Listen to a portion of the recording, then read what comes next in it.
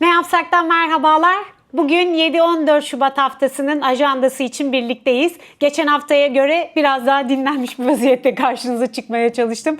Bazen gün o kadar koşuşturmacalı geçiyor ki gece geç saatlere kaldığında bu çekimler yani o fresh, taze bir görüntü veremeyebiliyoruz. Ama bu hafta gayet iyiyim, dinlendim ve bu haftanın ajandasını İş Sanat'la açalım istiyorum. İş Sanat 25. sezonunda 12 Şubat Çarşamba günü İş Kulelerinde Sevcan Orhan ve Hüseyin Turan konseri var. Anadolu'nun sevilen türkülerini, sevilen aşk türkülerini seslendirecek iki sanatçı. İkisinin de sesi çok güzel, ikisinin de yorumu çok güzel. Eğer türkü seviyorsanız bence İş Kulelerindeki İş Sanat'ın bu konserini kaçırmayın derim. Ve Borusan Sanat'a geçelim. 13 Şubat'ta Bifo'nun yine çok güzel bir konseri var. Yine orkestranın daimi şefi Carlo Tenan yönetiminde Bifo 13 Şubat akşamında müzik tarihinin orkestra eserleri içerisinde zirveye oturanlarından birini seslendirecek Bifo. Mahler 5. Senfoni. Bence bu konser kaçmaz. Ben mümkün olduğunca Bifo'nun hiçbir konserini kaçırmamaya çalışıyorum. Özellikle Carlo Tenan yönetimindeki Bifo'daki muhteşem orkestradaki arkadaşlarla her zaman unutulmaz konserler yaşıyoruz. Bence Mahler'in 5. senfonisini de Borusan'dan, Bifo'dan dinlemekte fayda var. Kaçırmayın derim. Şimdi de bir festivalden bahsetmek istiyorum. Evet, kışın festival mi diyor olabilirsiniz ama kışın da çok güzel festivallerimiz var. Bunlardan bir tanesi de Opus Amadeus Oda Müziği Festivali. 13.'sü gerçekleşiyor İstanbul'da. İstanbul Uluslararası Opus Amadeus Oda Müziği Festivali 8 Şubat Cumartesi günü Beşiktaş Deniz Müzesi'nde gerçekleştirilecek. Oda Müziği'nin Doruklarına isimli konserle açılış yapacak ve burada da biraz önce Borusan'dan bahsetmiştik. Yine burada da Borusan karşımıza çıkıyor. Bu sefer Borusan Kuartet'i dinleyeceğiz. 8 Şubat Cumartesi günü Beşiktaş Deniz Müzesi'nde Opus Amadeus Oda Müziği Festivali'nin açılışında. Daha sonra mutlaka bu festivalin diğer ayrıntılarını da takip etmenizi öneririm. Ama 8 Şubat akşamı için bunu önerebilirim. Oda müziğinden senfoniye geçmeye ne dersiniz? Oda müziği de çok güzeldir, senfoniler de çok güzeldir. Cemal Reşit Rey'deki konserler de yine İstanbul'un en iyi konserlerinden biri gerçekleşecek orada da. Nil Vendetti yönetimindeki İstanbul Büyükşehir Belediyesi Cemal Reşit Rey Konser Salonu'nun orkestrası. Biliyorsunuz Nil Vendetti yönetiminde bu yıl daimi şef bir kadın şef ve çok genç bir kadın şef. Her konseri ayrı eğlenceli ve ayrı keyifli diyebilirim Nil Vendetti için. Farklı bir şef karakteri çiziyor Nil ve açıklamalı olarak ve esprili bir dille eser başlamadan önce açıklıyor tüm şarkıların ne olduğunu, nereden geldiğini, hikayesini, bizi nasıl bir ruh haline büründüreceğini, sanatçı ile ilgili bilgiler veriyor. Uzun uzun değil ama çok eğlenceli doğrusu. Son konserlerine de gitmiştim. Oldukça güzeldi. Bunu da kaçırmayın derim. 8 Şubat akşamı Cemal Reşit Rey Konser Salonu'nda. Korno sanatçısı Bora Demir var solist olarak. Genç yaşına rağmen Bora dünyada önemli orkestralarla çalışmış bir genç müzisyen. Dolayısıyla iki Türk genç müzisyenin dünyada bizi temsil eden iki genç müzisyenin Cemal Reşit Rey Konser Salonu'nda muhteşem konserini kaçırmayın derim. Belki de kaçırdınız bilmiyorum. Şeylerde bitmiş olabilir, biletlerde bitmiş olabilir. Şansınızı deneyin. Bu konser kaçmaz. Şimdi de Atatürk Kültür Merkezi'ne geçelim. Atatürk Kültür Merkezi'nde İstanbul Devlet Senfoni Orkestrası'nın biliyorsunuz Denizbank konserleri var her hafta ve İstanbul Devlet Senfoni Orkestrası da ülkemizin nadide orkestralarından bir tanesi. Biliyorsunuz benim en sevdiğim orkestralardan biri Bifo, İstanbul Devlet Senfoni ve aslında ülkemizin tüm orkestraları çok kıymetli. Çünkü orkestra çok kıymetli bir şey. Keşke daha çok orkestramız olsa, keşke daha çok senfoni, filarmoni konserleri dinlesek. Çünkü çok sesliliği ancak böyle içimize sindirebiliriz. Çok sesliliği ancak bu kadar içselleştirebiliriz. Ve demokrasi de inanın böyle çok daha kolay gelişir ve çok daha demokrasinin ne olduğunu birbirimize tahammül etmemiz gereken zamanlarda nasıl tahammül edebileceğimizi çok daha iyi anlatır. Korolar öyledir, senfoni orkestraları öyledir. O yüzden de çocukların küçük yaştan itibaren hem korolarda hem de orkestralarda şarkı söylemesi ya da çalması o yüzden çok önemlidir. Daha sonraki hayatlarını da bu perspektifte devam ettirirler. Ama 7 Şubat'taki İstanbul Devlet Senfoni Orkestrası'nın Denizbank konserlerini kaçırmayın derim. Türk Telekom Opera Salonu'nda saat 20'de 7 Şubat'ta. 14 Şubat'taki konserin de duyurusunu şimdiden yapmak istiyorum. Çünkü İstanbul Devlet Senfoni Orkestrası Denizbank konserleri kapsamında 14 Şubat'ta Sevgililer Günü konseri düzenliyor. Sevgililer Günü konseri, yani Sevgililer Günü'nde ne yapsak diyorsanız bence şimdiden biletlerinizi alın. Sevgililer Günü'nde yapılacak en güzel aktivitelerden bir tanesi senfoni dinlemektir. Aşk melodileri dinlemektir. İyi gelecek bence. Şimdiye kadar yapmadıysanız da farklı bir Sevgililer Günü kutlamış olursunuz. Şef George Pehlivanyan yönetimindeki konserde pek çok aşkla ilgili eser seslendirilecek. Hatta bir tanesi Romeo ve Juliet Suite'i diye eklemiş olayım. 14 Şubat'ta saat 20'de Atatürk Kültür Merkezi'nde Türk Telekom Opera Salonu'nda. Hazır böyle senfoniler, filarmoniler, oda müziği festivalleri, oda müzikleri derken bir de dünyaca ünlü bir sanatçının İstanbul'a geleceği haberi bu hafta bülten olarak geçildi. Ondan da bahsetmek istiyorum size. Piu Entertainment organizasyonuyla Matteo Bocelli ilk kez Türkiye'ye geliyor.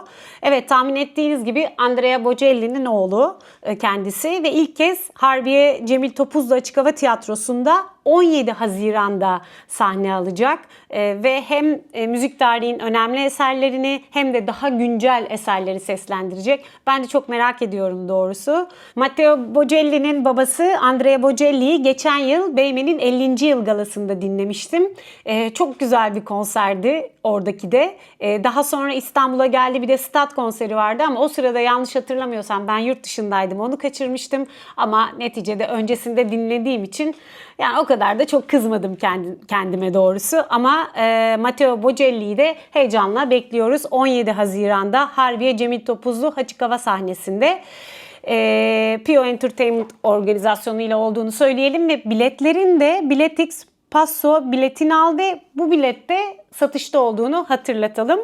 Şimdiden eğer gitmek istiyorsanız şimdiden biletlerinizi alın derim. Zira çabucak bitiyor biliyorsunuz bu tip biletler. Konserlerden sonra bir de dinleti önermek istiyorum size. Bu da iş sanatla ilgili. Dediğim gibi iş sanat 25. sanat yılında yine dop dolu bir ajandayla, yine dop dolu bir sezonla karşımızda.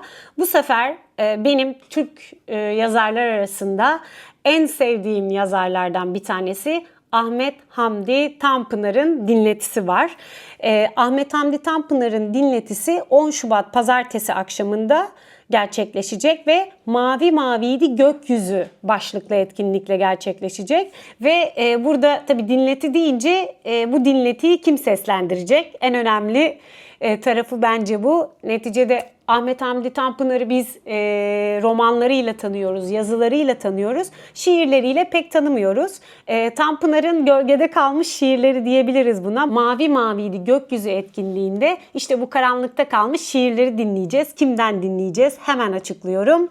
Tilbe Saran, Metin Belgin, Bülent Emin Yarar ve Hakan Gerçek seslendirecek. İşkuleleri Salonu'nda ücretsiz olarak gerçekleştirilecek bu dinletiyi Biletix'ten yine de bilet alarak dinlemeniz gerekiyor. Bence acele edin. Eğer vaktiniz varsa bu dinletiyi kaçırmayın. Evet, tiyatro önerilerine gelince Enka Sanat biliyorsunuz yeni sezonu için perdelerini, sahnesini açtı ve 13 Şubat'ta benim de çok sevdiğim bir oyun var Enka Sanat sahnesinde. Enka Sanat yerli ve yabancı yazarların kaleme aldığı hem yeni metinleri hem de klasikleşen eserlerin yeni versiyonlarını sahnesine taşımaya çalışıyor mümkün olduğunca. Bu sefer İbrahim Selim'in tek kişilik oyunu Bana Kimse Ne Olduğunu Anlatmadı. Evet, İbrahim'in bu tek kişilik oyunu biliyorsunuz daha önce Afife Tiyatro Ödülleri'nde yılın en başarılı erkek oyuncu ödülünü almıştı. 13 Şubat'ta Enka Sanat'ta, Enka sahnesinde bu güzel oyunu izleyebilirsiniz. Ben daha önce 2 kere izledim İbrahim Selim'in bu tek kişilik çok güzel oyununu. İbrahim'in performansı muhteşem. Ve bir tanesi de yanlış hatırlamıyorsam İlkini nerede izlediğimi hatırlamıyorum ama ikincisini hatırlıyorum. İkincisi Sakıp Sabancı Müzesi'nin o muhteşem Fıstıklı Terası'nda bir yaz gecesi izlemiştim. Bu yaz izlemiştim. Muhteşemdi. Hatta İbrahim Selim bu oyunu müzelerde oynamaya devam etti ve birkaç ay önce Antakya'da The Museum Otel'de de depremzedelere moral olsun diye de oynamıştı. Çok anlamlı, çok kıymetli bir oyundu orada sergilediği de. Siz de izlemediyseniz İbrahim Selim'in Bana Kimse Ne Olduğunu Anlatmadı oyununu mutlaka 13 Şubat'ta Enka Sanat'ta izleyin. Şimdi önereceğim oyun bu hafta değil. Birkaç hafta sonra 28 Şubat'ta gerçekleşecek ama o kadar uzun süredir kapalı gişe oynuyor ki bence siz şimdiden biletinizi alın. Hangi oyundan bahsediyorum? Baba Sahne'nin artık kültleşmiş komedisi diyebileceğimiz Bir Baba Hamlet'ten bahsediyorum. Yine Bir Baba Hamlet'i ben bir yaz günü açık havada izlemiştim. Muhteşem. Yani performanslar muhteşem, oyun muhteşem, oldukça gülüyorsunuz. Aslında ağlanacak halimize gülüyoruz ama oldukça eğlenip de düşünüyoruz bir taraftan. Bu sefer yine bir bayrak değişimi var Baba Sahne'nin Bir Baba Hamlet oyununda. Daha önce ben Günay Karacaoğlu'nu izlemiştim. Ondan önce de Murat Akkoyunlu Şevket Çorak'a eşlik ediyordu Bir Baba Hamlet'te. Bu sefer de İlker Ayrık eşlik edecek Bir Baba Hamlet'te Şevket Çorak'a. 28 Şubat'ta ve 2 Mart tarihlerinde Baba Sahne'de bu oyunun biletlerini şimdiden alın, kaçırmayın. Unutmadan çürümüş bir şeyler var Danimarka Krallığı'nda. Bayanlar Baylar Dario Moreno. Evet, bu sefer oyunumuzun ismi bu. Bayanlar Baylar Dario Moreno. Dario Moreno benim hemşerim. O da benim gibi Aydın doğumlu, o da benim gibi İzmir'de büyümüş ve biliyorsunuz İzmirliler Dario Moreno deyince onlar için akan sular durur. Dario Moreno ülkemizin yetiştirdiği önemli müzik insanlarından bir tanesi. Dünyaya mal olmuş müzik insanlarından bir tanesi, müzisyenlerden bir tanesi. Dolayısıyla Dario Moreno'nun hayatını ve yaşadıklarını Teatro Rudius sahneye taşıyor ve 9 Şubat Pazar günü Beyoğlu Atlas 1948'de sahne alacak. Yine aynı tiyatronun diğer bir oyunu da 13 Şubat Perşembe akşamı Tatavla sahnesinde Çiçekçi Sokağı. Tüm bu oyunların biletleri biletini al ve tiyatrolar.com'da bulabilirsiniz. Ve geldik Saint-Pulchery'nin sahnesine. Biliyorsunuz İstanbul'daki Fransız liselerinin sahnelerinde çeşitli etkinlikler oluyor hafta sonları. Özellikle Damdasyon daha çok piyano ve müzik kısmını sahiplenirken Saint-Pulchery'de daha çok tiyatro oyunlarını sahipleniyor ve her hafta sahne Pulchery'de 2 oyun var. 7 Şubat Cuma akşamı saat 20.30'da Kalabalık Duası Saint-Pulchery sahnesinde. 8 Şubat Cumartesi günü saat 20.30'da ise Estragon şapkasını Lucky'nin yerine giyer ve Lucky'nin şapkasını Vladimir'e uzatır isimli oyun var. Evet, oyunun ismi bu kadar uzun ama güzel olduğuna eminim. Henüz ben izlemedim ama siz giderseniz lütfen yorumlarınızı da bana iletin. Ben de merak ediyorum. Bu oyun Godot'u beklerkenden ilhamla sahnelenen bir oyun. Ve karşıya geçelim biraz da, ne dersiniz, Kadıköy'e. Üstelik çok da güzel bir sahne. Bence İstanbul'un en güzel sahnelerinden bir tanesi. Süreyya Operası'na gidiyoruz. İstanbul Devlet Opera ve Balesi'nin müzik ve dans prodüksiyonu Kış Yolculuğu sahnelenecek. Ne zaman? 7 ve 11 Şubat'ta Kadıköy Belediyesi Süreyya Opera sahnesinde. Bu oyun kaçmaz. Muhteşem görüntüleri, muhteşem bir sahnesi olacağına eminim. İstanbul Devlet Opera ve Balesi Modern Dans Topluluğu MTD İstanbul'un yine İstanbul Devlet Opera ve Bale ve orkestra sanatçılarıyla birlikte sahneledikleri bir eser. Kış Yolculuğu. Fırsatınız olursa bence şimdiden biletleri alın ve mutlaka izleyin. Evet, sıra geldi İKSV'mize. İKSV'mizin bütün festivalleri ve tüm yarattığı değerler, etkinlikler yayınlar hepsi çok kıymetli. Şimdi farklı bir alana doğru ilerliyor Salon İKSV ve yeni bir seri başlattı komedi salonu. Tuz ve Biber'in en iyi komedyenleri Cüneyt Nergiz, Emre Gülsal, Özge Özel ve Berk Kara'nın bireysel stand-up gösterileri her ay Salon İKSV'de sahnelenecek. Tuz ve Biber'i zaten Gezgin Salon'dan hatırlayacaksınız. Çok beğenilmişti, çok izlenmişti. Şimdi kışında, sadece yazın değil, kışında Salon İKSV'de komedi serisinde bu stand-up şovları izleyebileceğiz. Biletleri çabuk bitiyor. Dolayısıyla bir an önce biletlerinizi alabilirsiniz. Cüneyt Nergiz 4 Şubat'ta Salon İKSV'deydi. Onu kaçırdık. Önümüzdeki oyunlara bakıyoruz ve Emre Gülsal 4 Mart'ta Salon İKSV'de, Berk Karan 8 Nisan'da Salon İKSV sahnesinde olacak. Stand-up seviyorsanız bence kaçırmayın. Evet, sinema bölümüne geldik. Sinema için Kadıköy'den başlayalım derim. Kadıköy'de Sinematek ve Sinema Evi 14 Şubat 28 Mart tarihleri arasında usta oyuncu Romy Schneider'e odaklanan bir seçkiyle karşımızda olacak. Ama geçtiğimiz ay kaybettiğimiz David Lynch anısına da yönetmenin kütleşmiş 3 filmini sinema severlerle buluşturuyor Sinematek. Yine canlı müzik eşliğinde sessiz film gösterimleri ve yerli sinemadan güncel film seçkisi programda yer alıyor. Sinematek'te, sinema evinde neler var, seanslar hangileri internet sitesinden bakabilirsiniz. Ama hafta içi filmler 20'de, hafta sonu ise saat 14'te ve 18.30'da 2 seans halinde yayınlanıyor. Bu da aklınızda olsun. Önceden biletinizi alırsanız yer bulabilirsiniz.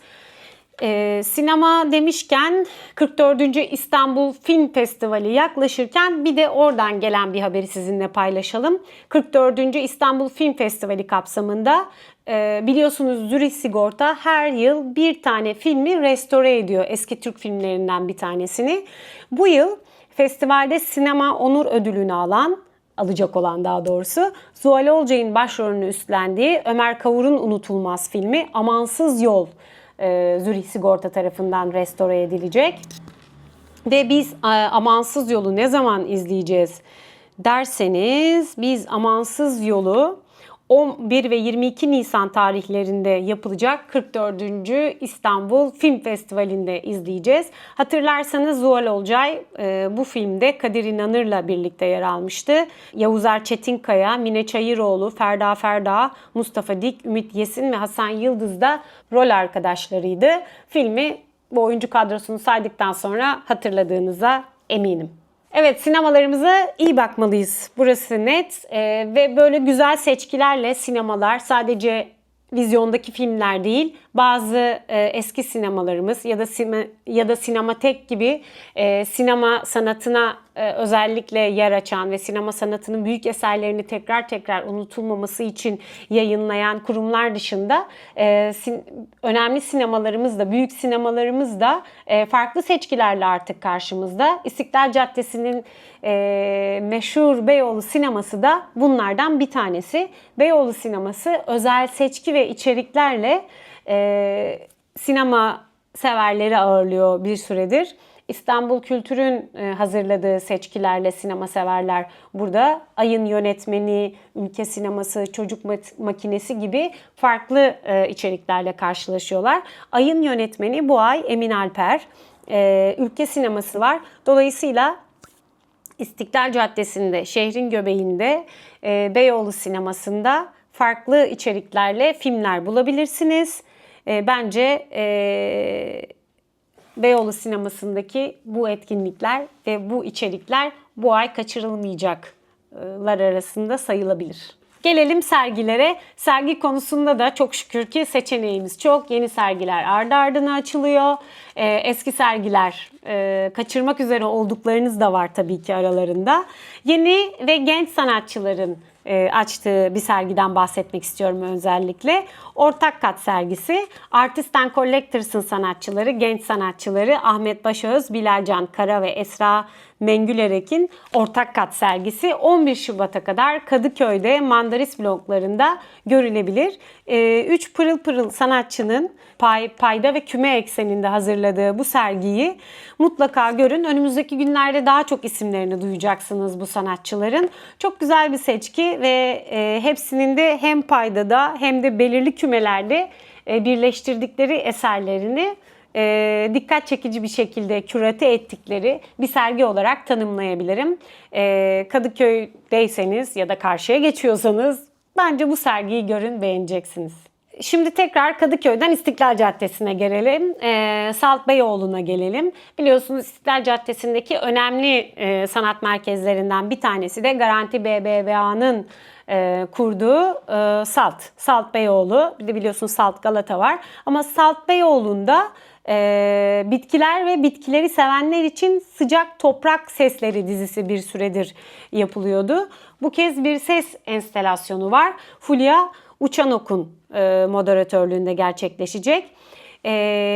14 Şubat 1 Nisan tarihlerinde Salt Beyoğlu'ndaki kış bahçesinde yer alacak Bitkiler Aramızda adlı enstelasyon dinleyenle dinlenenin birbirine bağlı olduğu merkezi üzerine dayanıyor. Dolayısıyla insanlarla bitkiler arasındaki bağ ve bitkilerin bizi nasıl etkilediği ya da biz bitkileri nasıl etkiliyoruz, onların bize hem ruhsal olarak hem de fiziksel olarak ne gibi etkileri oluyor gibi pek çok soru üzerinden özel bir sergi bu. Uçanok Kış Bahçesi çalışması kapsamında 14 Şubat Cuma günü saat 19'da bir söyleşi ve canlı performans gerçekleştirecek. Salt Beyoğlu'ndaki bence bu bitkilerle aramızda enstelasyonunu, canlı söyleşiyi kaçırmayın derim. Özellikle bitkileri çok seviyorsanız, doğayı çok seviyorsanız burada pek çok sorunun cevabını bulabilirsiniz diye düşünüyorum.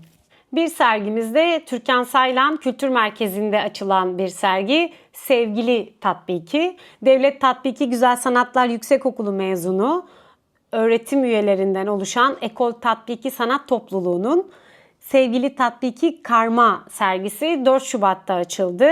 Ve 102 mezunun ve öğretim üyesinin eserlerinin bulunduğu bu sergi 17 Şubat'a kadar Türkan Saylan Kültür Merkezi'nde görülebilir. Şimdi yeni açılan sergilerden bahsettik ama kaçırmak üzere olduğumuz sergiler de var. İstanbul Modern'de Olafur Eliasson'un Senin Beklenmedik Karşılaşman sergisi 9 Şubat'ta sona eriyor. Olafur Eliasson biliyorsunuz önemli, dünyada önemli çağdaş sanatçılardan bir tanesi. İstanbul'a özel ürettiği bir iki işi de var bu serginin içerisinde. Ve kendisiyle ben 2 Haziran'da yanlış hatırlamıyorsam, 7 Haziran'da açılmıştı İstanbul Modern'deki o büyük sergisi. O zaman bir röportaj yapmıştım. Çok da keyifliydi. Onunla sohbet etmek çok büyük fırsattı benim için. YouTube'da bulabilirsiniz o videoları da. Ama sergiyi mutlaka görmelisiniz. Dünyaca ünlü bir sanatçının bu İstanbul'a gelip Boğaz'a nazır gerçekleştirdiği bu sergi, üstelik İstanbul için özel ürettiği eseriyle birlikte mutlaka görmelisiniz. 9 Şubat'ta bitiyor. Sonra vah efendim ben bu sergiyi kaçırdım, keşke gitseydim demeyin, mutlaka görün derim. Hazır oraya gitmişken de diğer sergileri de gezebilirsiniz. Geldik Ne İzlesek bölümüne. Evet, ne izlesek diyorsanız Türkiye'de film ekimi, bu yıl film ekimi kapsamında gösterilmişti. Yine Kerem sağ olsun bol adaylı, bol ödüllü bir filmi The Brutalist'i ülkemizde yayınlamıştı. Yanlış hatırlamıyorsam film ekimi kapsamında 2 gün gösterilmişti ve ben kaçırmıştım. Gerçekten büyük kayıp. Ama vizyona şimdi Oscar'da yarışıyor biliyorsunuz. Üstelik 10 dalda Oscar adayı ve yılın en favori filmi The Brutalist. Ve içinde bulunduğumuz durumu özetliyor aslında. İkinci Dünya Savaşı'ndan sonra Amerika'ya göç eden bir Yahudinin, üstelik mesleğinde çok başarılı biri ama Amerika'daki ırkçılar tarafından nasıl da ezilmeye kalktığını anlatan bir film. Özellikle günümüzde ve son olarak Trump'ın açıklamalarını da okuduysanız neler yaşadığımızı, o zaman neler yaşandığını, aslında insanlığın da hiçbir zaman yaşadıklarından ders almadığını anlayacağımız bir film. Ve Batı'nın ikiyüzlülüğünü de gördüğümüz bir film bir taraftan. Adrien Brody'nin mükemmel oyunculuğuyla taçlanan bir film olmuş. Sadece o değil, birlikte rol aldığı tüm arkadaşları da rollerinin hakkını vermiş. Çok iyi bir film, dediğim gibi pek çok günümüzde ortak noktanın bulunabileceği bir film. Bu tip hikayeler Amerika'da iş yapıyor biliyorsunuz. Oscar'da da iş yapıyor. 10 adaylık almasına hiç şaşmamalı.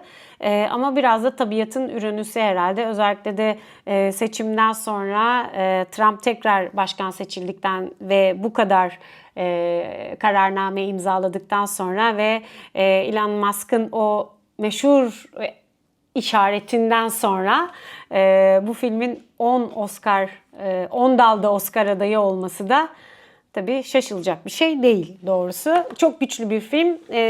Yılın en güçlü filmlerinden bir tanesi. Vizyona girer girmez izlemenizi tavsiye ederim. Eğer Türkiye'de film ekiminde kaçırdıysanız. Dijital platformlardaki önerilerime gelince Disney Plus biliyorsunuz Türk yapımlarına geri döndü ve ilk yapımları Umami. Umami iyi bir film olmuş. İzledim, röportajlarını da yaptım. Aysun Öz'le Başka Şeyler'de pazartesi günü bu röportajı Burak Deniz, Öykü Karayel, Osman Sonant, Onur Ünsal ve Ulvi Kahyaoğlu'nun katıldığı keyifli röportajımızı izleyeceksiniz. Filmle ilgili de pek çok detay bu röportajda var. Ama onun öncesinde şöyle özetleyebilirim. Film tek planla çekilmiş. Dolayısıyla siz filmin içinde gibisiniz. Bir restoranda geçiyor ve restoranın arka tarafında geçen bir film. Ve bütün film boyunca kamerayla birlikte tüm ortamlara girip çıkıyorsunuz, tüm masaları dolaşıyorsunuz ve oradaki gerginliği birebir hissediyorsunuz. Hissetmemeniz mümkün değil çünkü kamera tekniği bunu gerektiriyor.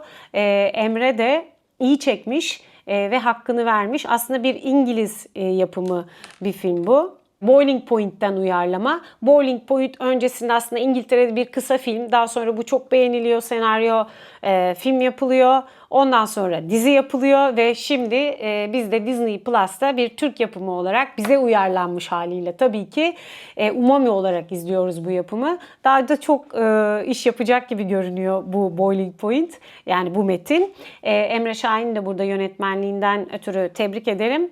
Dijital platformlarda film konusunda hani çok iyi diziler izliyoruz ama film deyince, sinema deyince onların başka bir matematiği var. Başka bir matematik üzerinden gidiyorlar. Ama bu o matematiği biraz bozan bir film. Sinema sanatının hakkını vermeye çalışan bir film. Dolayısıyla da 12 Şubat'ta Umumi vizyona girecek. Daha doğrusu Disney Plus'ta yayına girecek.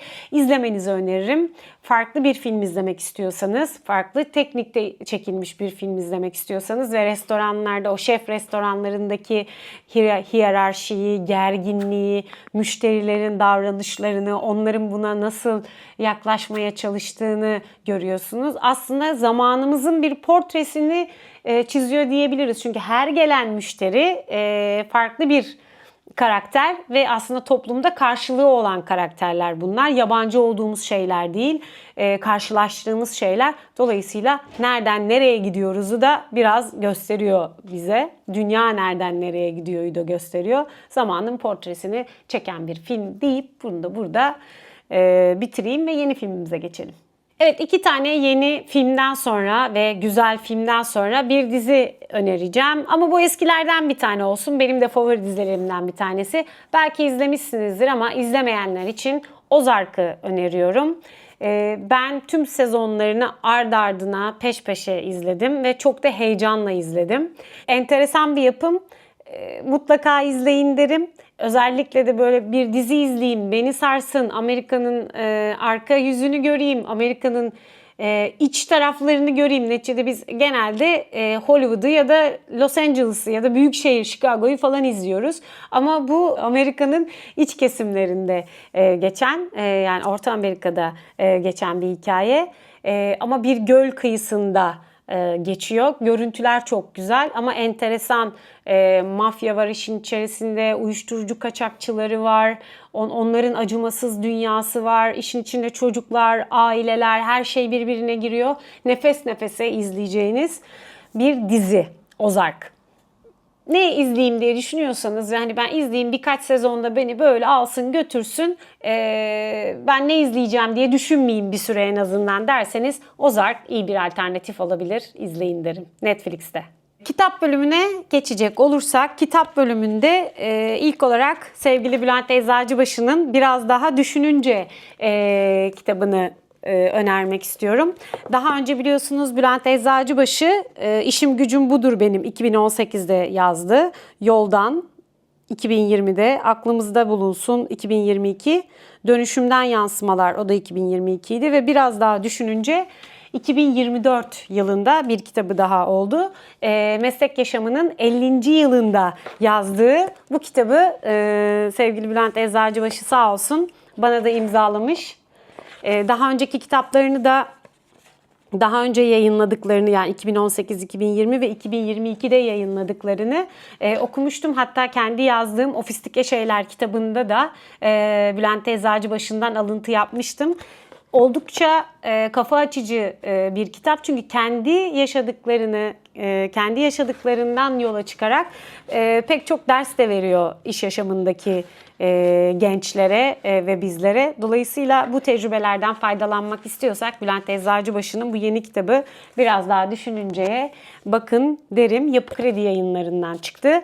Yeni geldi bu kitapta. Benim elime yeni geçti. Ben özellikle sanat kitaplarını takip etmeye ve mümkün olduğunca edinmeye ve okumaya çalışıyorum. Meslek olarak Sanat diye bir kitap Ayrıntı Yayınları'ndan. Ayrıntı Yayınları'nın Sanat ve Kuram üzerine serisi kapsamında 2024 yılında basılan Meslek olarak Sanat da benim yeni elime geçen ve önümüzdeki günlerde okumayı planladığım bir kitap. Endüstriyel tasarım kategorisinde değerlendirebileceğimiz bir kitap. Özellikle bu alana merakınız varsa endüstriyel tasarım, reklamcılık, grafik tasarımı gibi işimize yarayacağını düşünüyorum.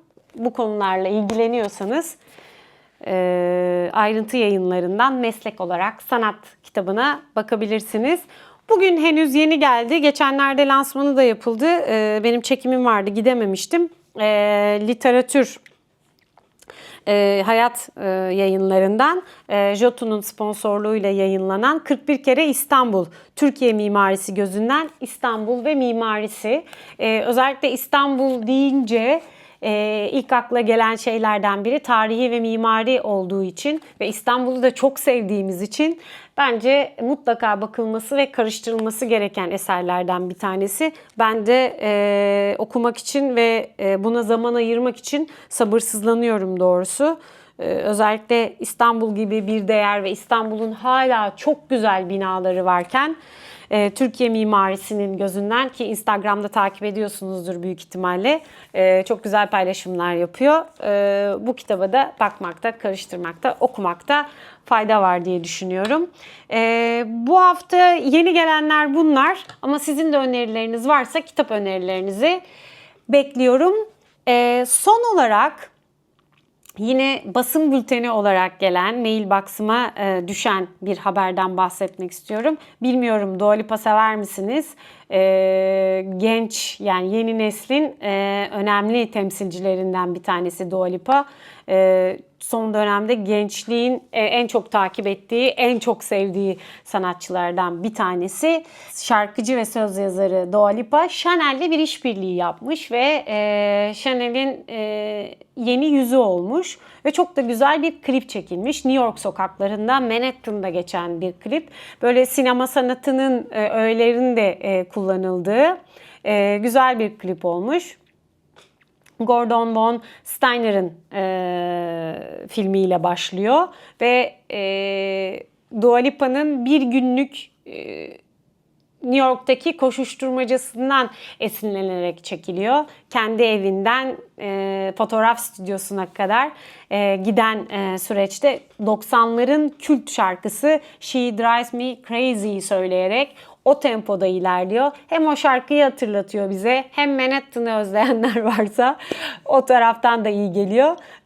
Chanel yeni nesli takip etmek için, yeni nesli yakalamak için iyi bir seçim yapmış diyebiliriz. Hem şarkıyla hem de Dua Lipa seçimiyle bizi önce 90'lı yıllara götürüyor. Sonra Manhattan'a getiriyor.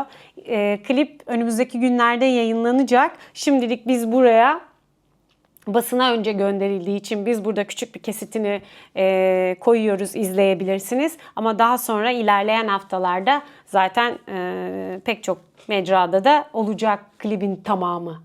Evet, tiyatrodan sinemaya, kitaptan konuşmalara, talkslara, stand-up'lara pek çok öneride bulunduk yine bu hafta. Dua Lipa'ya kadar uzandık.